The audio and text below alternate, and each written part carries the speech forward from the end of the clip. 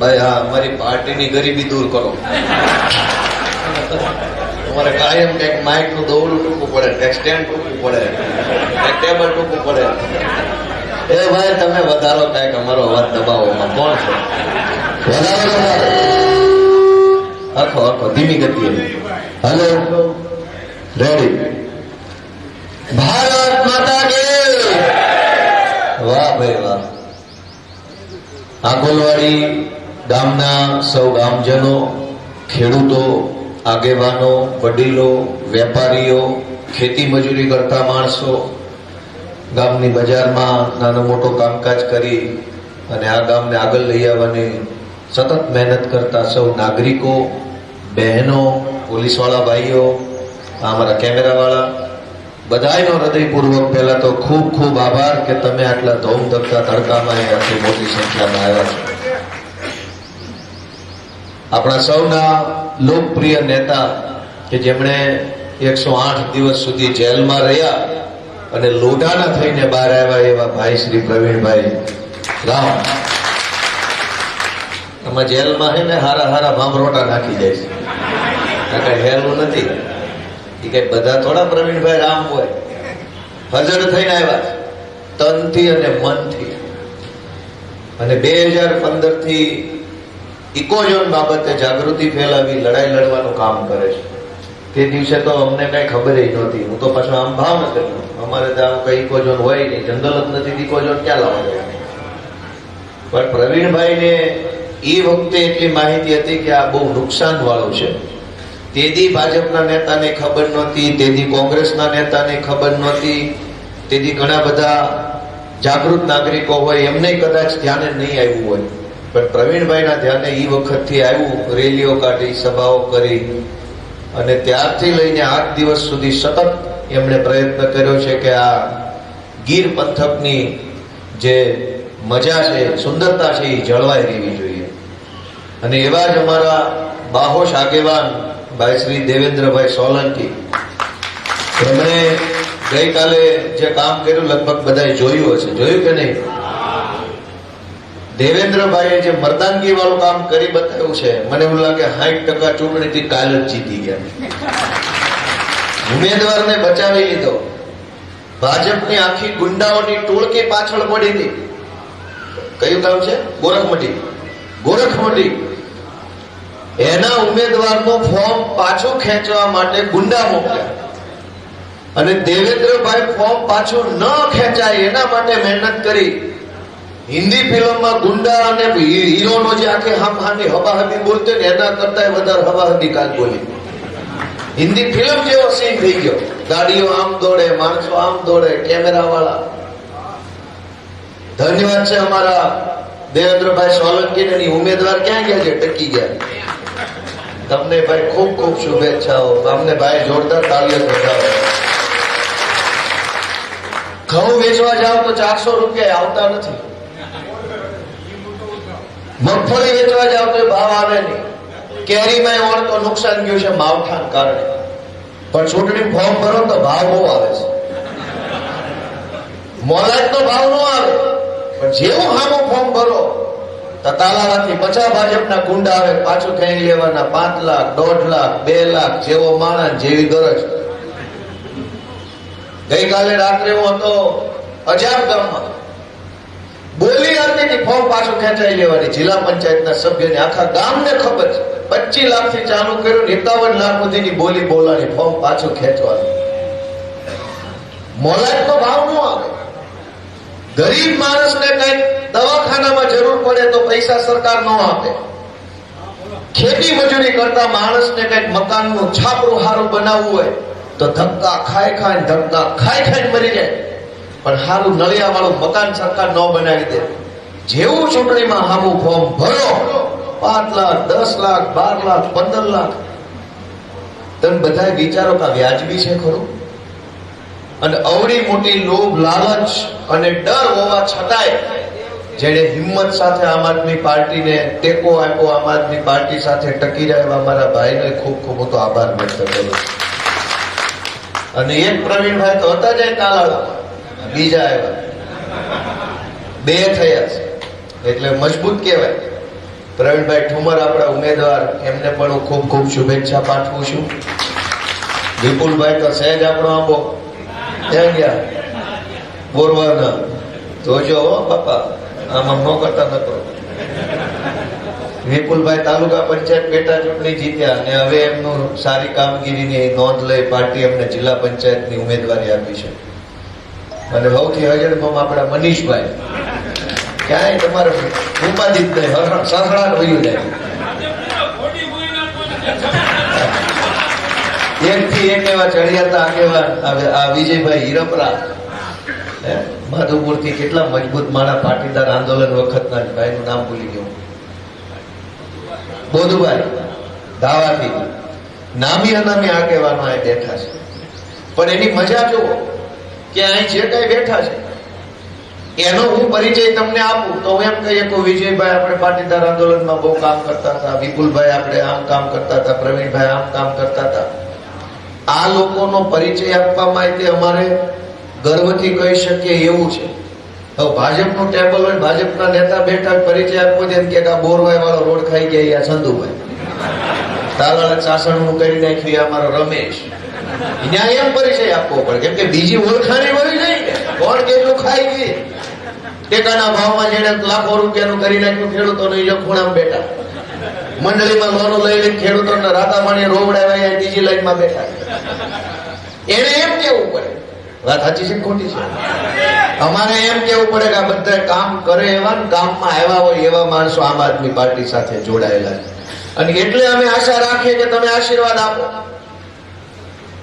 દોસ્તો, મારે બહુ ખુશી સાથે જણાવવું છે કે વિસાવદર, ભેસાણ અને જુનાગઢ તાલુકાના સૌ અમારા ખેડૂતોએ મને મત આપ્યો, આશીર્વાદ આપ્યા પછી, ધારાસભ્ય બન્યા પછી સૌથી પહેલો મુદ્દો, જિંદગીમાં હું પહેલી વાર મુખ્યમંત્રીને રૂબરૂ મળ્યો ત્યારે પહેલો મુદ્દો મેં એની સામે 4 પાનાનો લેટર પેડ ધારાસભ્યનો લખ્યો, એ ઇકોઝોન વિશે લખીને મુખ્યમંત્રીના મોઢા ઉપર આપ્યો, લ્યો આ વાંચો ઇકોઝોનનો મુદ્દો.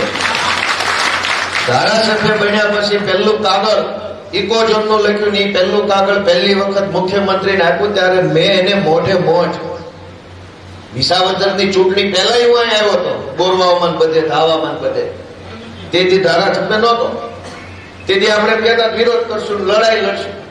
વિસાવદરથી આશીર્વાદ મળ્યા તો મુખ્યમંત્રીને સામે બેહવાની તક મળે. મેં એને મોઢે મોઢ કીધું.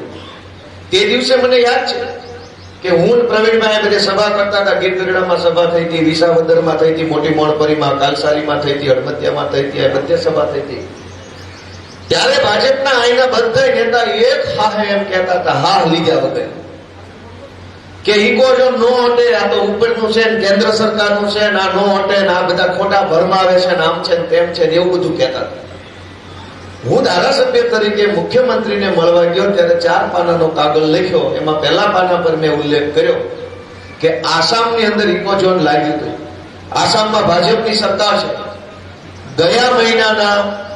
ગયા વર્ષે 2025ના એપ્રિલમાં આસામની સરકારે કેબિનેટમાં ઠરાવ કર્યો, નિર્ણય કર્યો અને કેન્દ્ર સરકારને મોકલી દીધો. અમારા રાજ્યમાં અમે ઇકોઝોન લગાવવા માંગતા નથી અને ભારત સરકારે આસામનો ઇકોઝોન હટાવી દીધો. અહીંના ભાજપવાળા એમ કે છે નો હટે. હવે ઇકોઝોન નો હટે હોય તો તમને હટાવવા પડશે, નક્કી કરી લો. ઇકોઝોન હટે એમ હોય તમે ઇકોઝોન હટાવો, નકર તમને હટાવવાના. બેમાંથી એક હટાવવું પડે એમ છે, હાલે એમ જ નથી. વાત સાચી છે ખોટી છે? કા ઇકોઝોન હટે કા ભાજપ હટે, નક્કી તમે કરો. જો ઇકોઝોન હટી જાય તમને મત ન દેતા.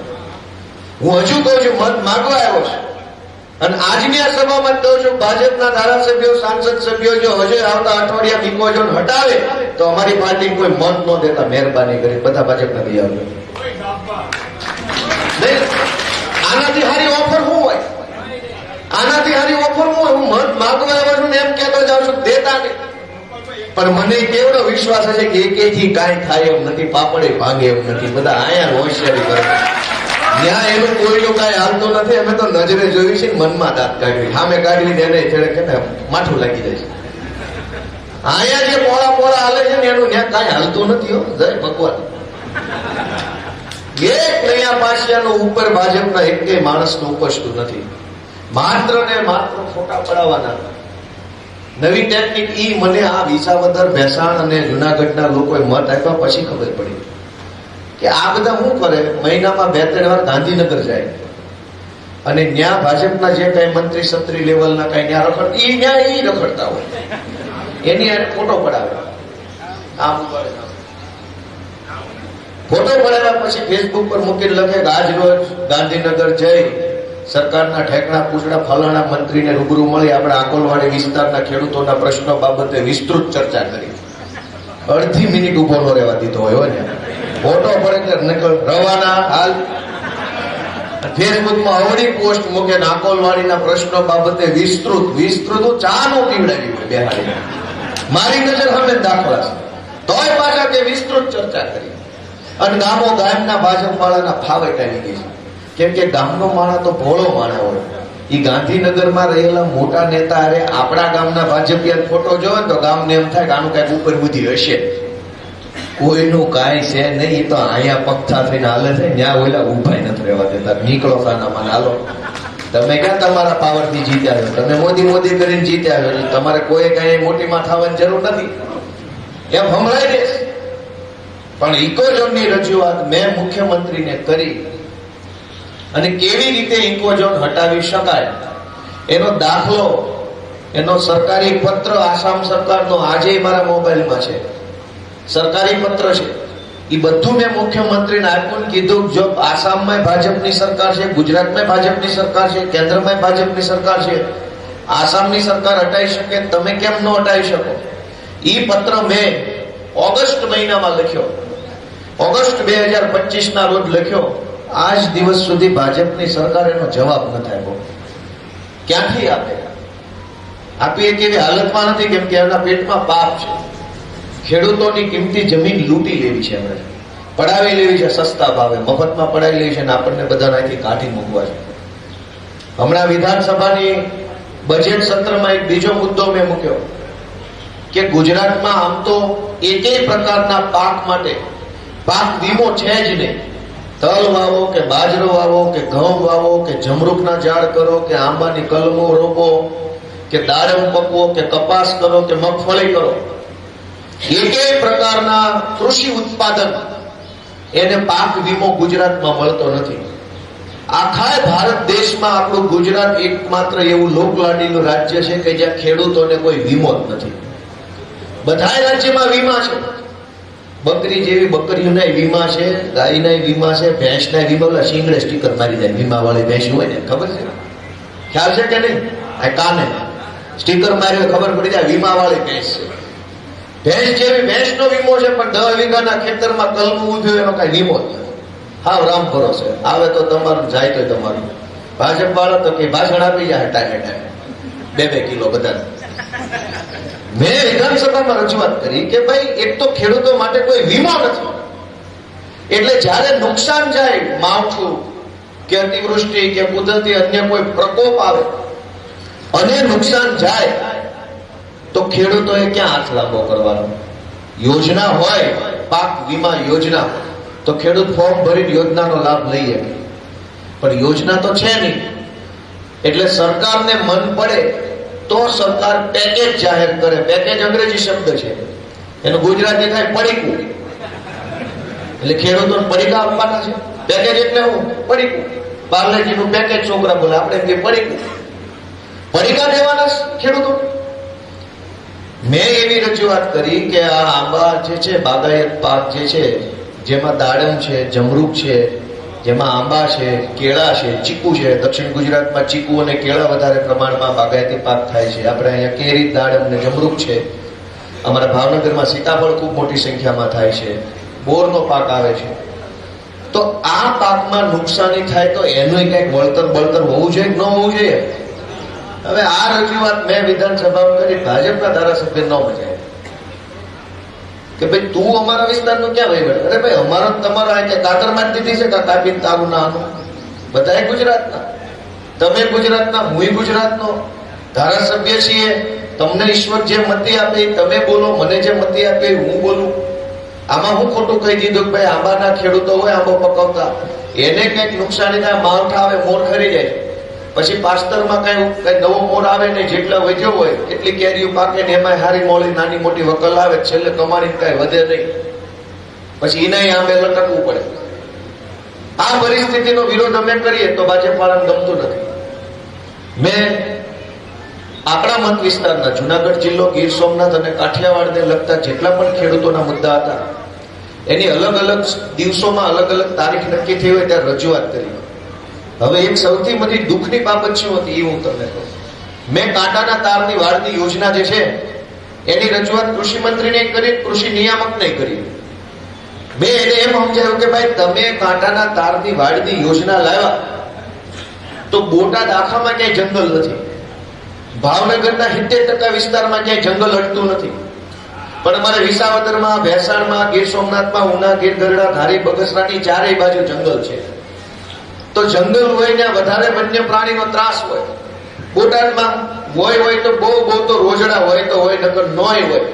મારા પોતાના વતનમાં ક્યાંય રોજડા છે નહીં, ભૂંડડાય નથી.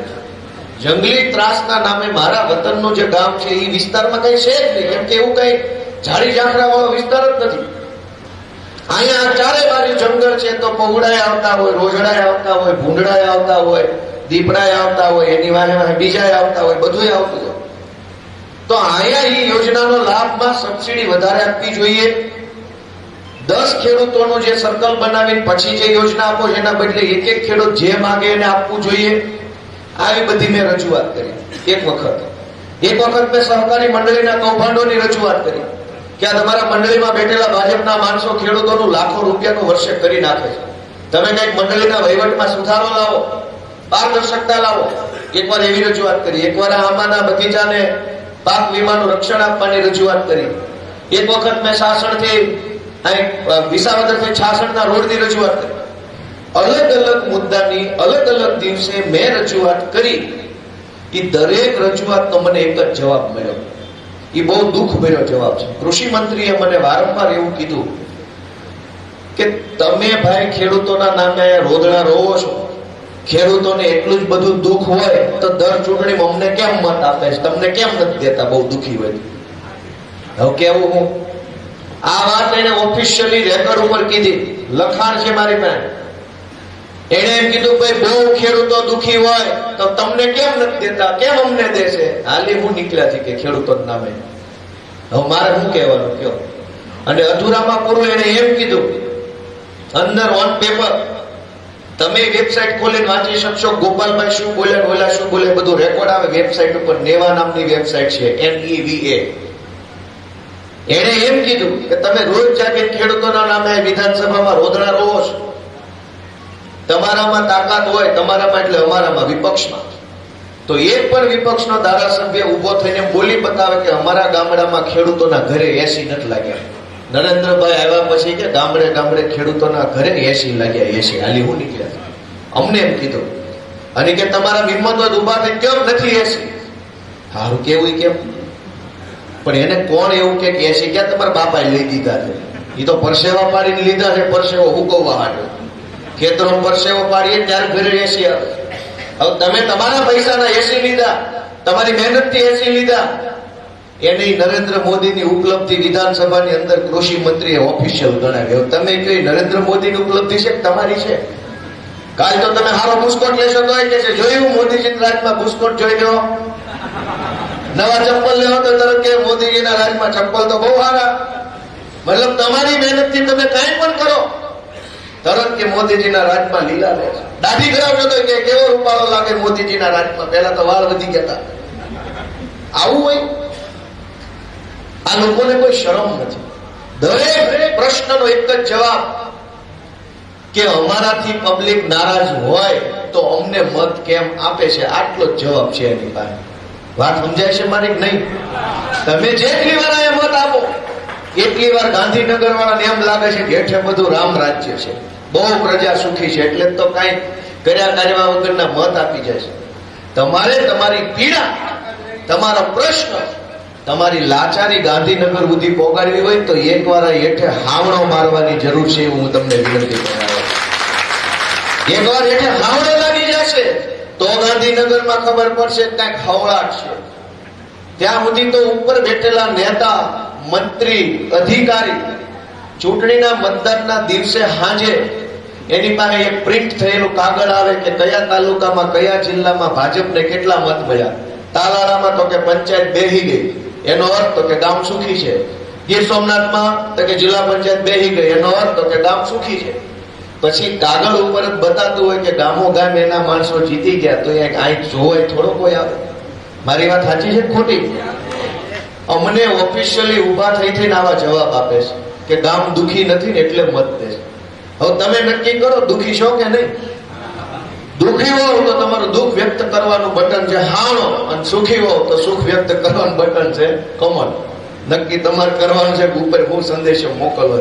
ઓલી ચિઠ્ઠી લખતા ને જૂના જમાનામાં ટપાલ લખતા, એમાં અશુભ સમાચાર હોય કાળોતરી લખવી પડે, એટલે કાળી ટપાલ આવે સમજી જવાનું વાતમાં કઈક થોડુંક તકલીફ વાળું છે. લાલ ટપાલ આવે તો સુખી ટપાલ હોય. એમ આમાં લાલ ને કાળી બે ટપાલ છે. તમારે કઈ ટપાલ લખવી તમે નક્કી કરજો, એ વિનંતી હું તમને આકલવાડી મુભાવ કરતો જાઉં. અને સૌથી મોટી દુઃખની બાબત કે ગઈકાલે આખો દિવસ જે ઘટનાક્રમ બન્યો, આખા ગુજરાતમાંથી ફોર્મ પાછા ખેંચાવી લેવા માટે થઈને ભાજપે જે ગુંડાગીર્દી કરી, મને એવું લાગે છે કે આ લોકો ગુજરાતને બિહાર બનાવવા માંગે છે. ગુજરાતના રાજકારણના ઇતિહાસમાં કોઈ દિવસ ન થયો હોય એવી દાદાગીરી અને ગુંડાગીરી ગઈકાલે થઈ. અગાઉ ક્યારેય નથી થઈ, ભાજપના રાજમાં નથી થઈ. ગઈકાલે આખા ગુજરાતમાં તમે વિડીયો જોયા છે, એક જગ્યાએ નહીં તમામ જગ્યાએ આખા ગુજરાતમાં ભાજપના ગુંડાઓ અને એની સાથે લગભગ અમુક જગ્યાએ પોલીસ વાળાઓ હતા ભેગા, અને બે ભેગા મળે જિલ્લે જિલ્લે, તાલુકે તાલુકે, નગરે નગરે, મહાનગરે વધુ ને વધુ ફોર્મ પાછા ખેંચાઈ જાય એના માટે દબાણ કરતા હતા, ધાક ધમકી કરતા હતા, લોકોને ડરાવતા હતા. અને આવ્યા પ્રકારની દાદાગીરી બિહાર ને યુપી વિશે આપણે સાંભળ્યું હતું, ત્યાં આવી રીતે કિડનેપ થઈ જાય છે. ગુજરાતની ચૂંટણીમાં ક્યારેય ઉમેદવાર કિડનેપ થઈ જાય એવું સાંભળ્યું નહોતું. કાલ તો વિડીયો જોયા કેવી રીતે ગાડીઓમાં નાખી નાખીને લઈ જાય, કેટલા દોડીને ગાડીમાં ચડી ગયા, કેટલાની વાહે કેમેરા દોડતા હતા, વિડીયો જોયા નથી. પ્રવીણભાઈ, ગુજરાતના ઇતિહાસમાં ક્યારેય આવું નથી થયું, ભાજપના રાજમાં નહોતું.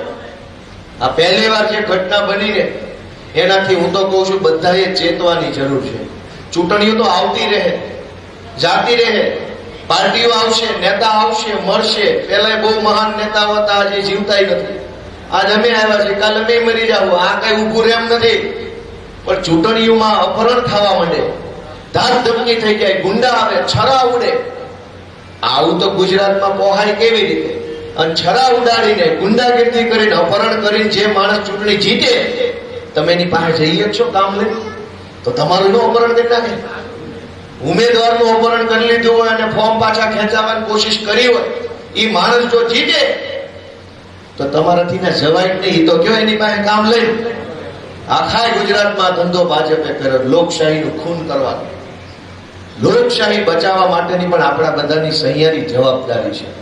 અને એટલે હું વિનંતી કરું છું કે આ વખતે કાંઈ પણ આડું ઓળું જોયા વગર હાવણો મારોના 30 વર્ષની જે ભ્રષ્ટાચારની ગંદકી થઈ છે એને સાફ કરવાની શરૂઆત આકોલવાડીથી, તાલાળાથી કરો એવી વિનંતી જણાવી. અને આ સત્તાનો અહંકાર ક્યાં સુધી? આજ હું ધારાસભ્ય છે, કોઈ એમ ન કહે છે ગોપાલભાઈ બહુ વાયડાઈ કરે છે, એના વાણી વર્તનમાં વિવેક નથી, બોલવાનું ભાન નથી, મોટાની યારે કેમ વર્તન કરવું એવું કોઈ કહે જ નહીં. કે તમે મારા વિશે આખા ગુજરાતમાં જ્યાં સાંભળે લોકો એમ કે છોકરો ડાયો છે, કે ન કે? કોઈ એમ ન કહી દે કે વાયડો બહુ થાય છે, હવામાં ઉડે છે, હોશિયારી કરે છે, પોળો પોળો ફરે છે. ના, આ માન, મોભો, આ શક્તિ, તાકાત, પાવર કોણ આપે છે? હજારો નાના નાના માણસો આપે છે. ગોપાલભાઈ મહાન હોત તો જઈએ કે હોત એકલા એકલા મુખ્યમંત્રી ચેમ્બરમાં? ન જઈએ કે. ગોપાલભાઈનું બટન આકોલવાડીનો નાનામાં નાનો, ગરીબમાં ગરીબ માણસ જેથી દબાવે ને તેથી ગોપાલભાઈમાં પાવર આવે છે કે ગમે એવી પગથિયા ચડી શકે. તો નેતામાં જે તાકાત છે એ નેતાની નથી. નેતામાં જે તાકાત છે એ નાનામાં નાના ઉઘાડ પગા માણસની તાકાત છે. હજારો માણસો બટન દબાવે ને ત્યારે નેતામાં બળ આવે, અને ઈ બળ નેતાએ જનતા ઉપર નહીં, જનતા માટે વાપરવાનું. ભાજપ વાળાને બુદ્ધિ ભ્રષ્ટ થઈ ગઈ છે.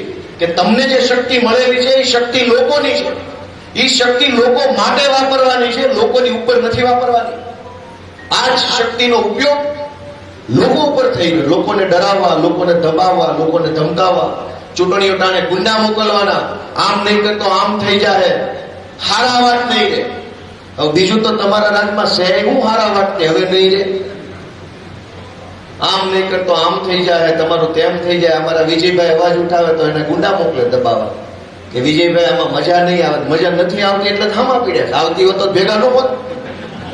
તોય પાછા કે મજા નહીં આવે, નથી લેવી ભાઈ મજા. તમે એક લાઈન લઈ લીધી છે, અમારી પાસે અમથી ક્યાં આવીશ મજા? વાત સાચી છે કે ખોટી? હું તમને એક વિનંતી એટલી જ કરું છું કે અમે નાના નાના છોકરાઓ છીએ, રાજનીતિ અમારો ધંધો નથી. હું તો એ મજાનો કોન્સ્ટેબલ બની ગયો હતો. થોડું ઘણું ભણ્યો મારા માની આશીર્વાદથી, ને થોડું ઘણું જે આવડતું તેમાં થઈ ગયો કોન્સ્ટેબલ. એ સિસોટીઓ મારતા જવાનો, દંડો પછાડતા જવાનો, જે દે લેતું જવાનું અને આગળ વધતું જવાનું. સરસ મજાનું જીવન હતું. ક્યાં ધંધા કરવાની જરૂર હતી? આ ક્યાં ધંધા કરવાની જરૂર હતી? પણ રાજકારણમાં આવવું હું કામ પડ્યું? ભાજપના પાપે.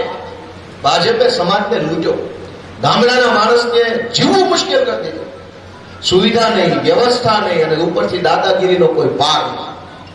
અને એવી પરિસ્થિતિ મેં જોઈ તો સરકારી નોકરી મૂકીને રાજકારણમાં આવવું પડ્યું. અને અહીંયા આવતા વ્યક્તિ કઈ આખા હાકર કોળા કોઈ આદમી નથી દીધા. 10 વર્ષથી વળ ખાવી છે, ધોકા ખાવી છે, ગાળ્યું ખાવી છે. ત્યારે હમણાં વર્ષ પેલા વારો આવ્યો. 10 વર્ષ આમના વળ હજુ પ્રવીણભાઈ ને તો વારો બાકી છે. એ પણ 2015 થી આમના વળ ખાય છે, ધોકા ખાય છે, ગાળ્યું ખાય છે, અપમાન સહન કરે છે. હજુ તેનો વારો બાકી છે. મળી હું ગયું? મળી અમને કાંઈ નથી ગયું, પણ અમે લડાઈ લડ્યા ને તો ગુજરાતના ઘણા લોકોને ઘણો હાશકારો મળ્યો છે, હિંમત મળી છે, આશા મળી છે, વિશ્વાસ મળ્યો છે, ભરોસો મળ્યો છે, સપનું મળ્યું. અમને મળે ન મળે પણ પબ્લિકને મળવું જોઈએ. અને તમે બધાએ કહો કે આ ચૈતર વસાવા, પ્રવીણ રામ, ગોપાલ ઇટાલિયા, ઈશુદાન ગઢવી લડાઈ લડે છે તો જનતાને કાંઈ મળે છે કે નહીં? મળે છે કે નહીં? જનતાને કાંઈ ફાયદો થાય છે કે નહીં? તો તમારે નક્કી કરવાનું છે કે આ જે કાંઈ 8, 10, 15, 20 જુવાનિયા સંઘર્ષ કરે છે એના હાથ મજબૂત થવા જોઈએ કે ઢીલા પડી જવા જોઈએ? નિર્ણય તમારે લેવાનો છે. તમારું મન એમ કે ગોપાલભાઈના, પ્રવીણભાઈના, ઈશુદાનના, ચૈતર વસાવાના હાથ મજબૂત થવા જોઈએ. હાથમાં હાવણો પકડીને ધડાધડ હાવણો મારવાનો, ભાગો ભાગો હાવણો મારો. તમારા હાથમાં હાવણો તો અમારા હાથમાં તાકાત, તમારા હાથમાં હાવણો તો જનતાના હાથમાં તાકાત. અને તમારા હાથમાં હાવણો નહીં હોય તો સરકારના હાથમાં તાકાત છે ને એ તાકાત પોલીસના હાથમાં આવે, પોલીસ ને વન વિભાગ વાળા પબ્લિકને રંજાડ્યા કરે. મેં તમને કીધું એમ શક્તિનો ઉપયોગ લોકોની સેવા માટે હોય. જ્યારે તલવારો શોધાય દુનિયાના ઇતિહાસમાં, ત્યારે એનું શાસ્ત્રોક્ત મહત્વ એવું કહે છે કે એ રક્ષણ માટે હતી. પોતાના રક્ષણ માટે ને સમાજના રક્ષણ માટે તલવાર ગોતી. પછી કેટલાક નબળા માણસોના હાથમાં આવી ચાલુ થઈ. શક્તિ છે એ રક્ષણ માટે છે, પોતાના અને સમાજના. સમાજને દુખી કરવા માટે શક્તિ નથી. આજ ભાજપના હાથમાં શક્તિ છે એટલે વાંદરાના હાથમાં તલવાર જેવું થઈ ગયું છે. વાંદરાના હાથમાંથી તલવાર લઈને હારા માણાના હાથમાં આપો તો સમાજનું રક્ષણ કરશે. એવી વિનંતી સાથે આપ સૌનો ખૂબ ખૂબ આભાર વ્યક્ત કરું. ભારત માતા કે